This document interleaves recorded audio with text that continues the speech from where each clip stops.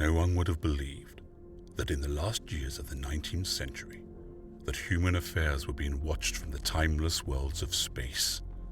No one could have dreamed we were being scrutinized, as someone with a microscope studies creatures that swarm and multiply in a drop of water. Few men even considered the possibility of life on other planets. And yet, across the gulf of space, minds immeasurably superior to ours regarded this Earth with envious eyes. And slowly and surely, they drew their plans against us.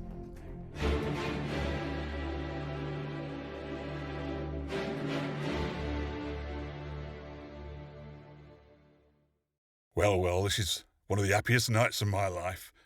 Gerald, I'm going to tell you frankly, without any pretenses, that your engagement to Sheila means a tremendous lot to me. You're just the kind of son-in-law I always wanted.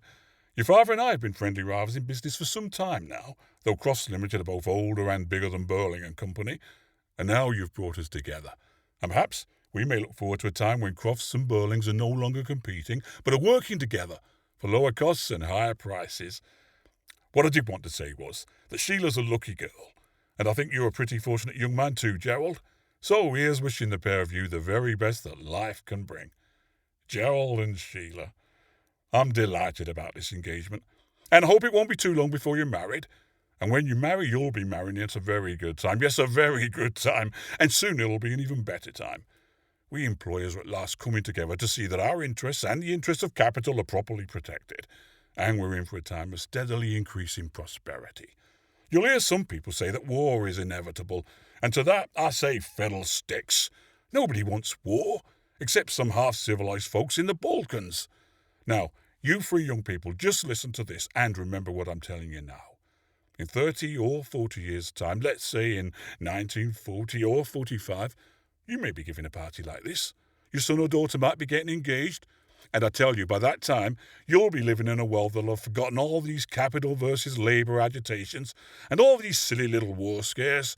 There'll be peace and prosperity and rapid progress everywhere.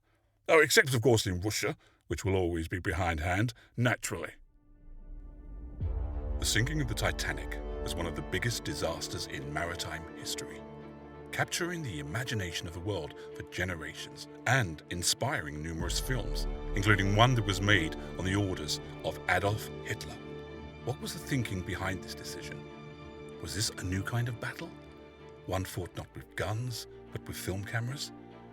A little-known and untold story of the Second World War, it ended in betrayal, disgrace, and a tragedy even greater than the one it hoped to portray. It is a mystery that's still unraveling.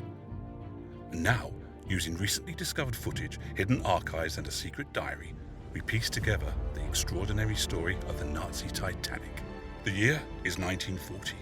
Across Europe, countries are toppling like dominoes before the formidable Nazi military machine. 3 million soldiers, 2,500 tanks, 3,000 aircraft. But these are not the only weapons in Hitler's arsenal. He has another, equally powerful one: propaganda.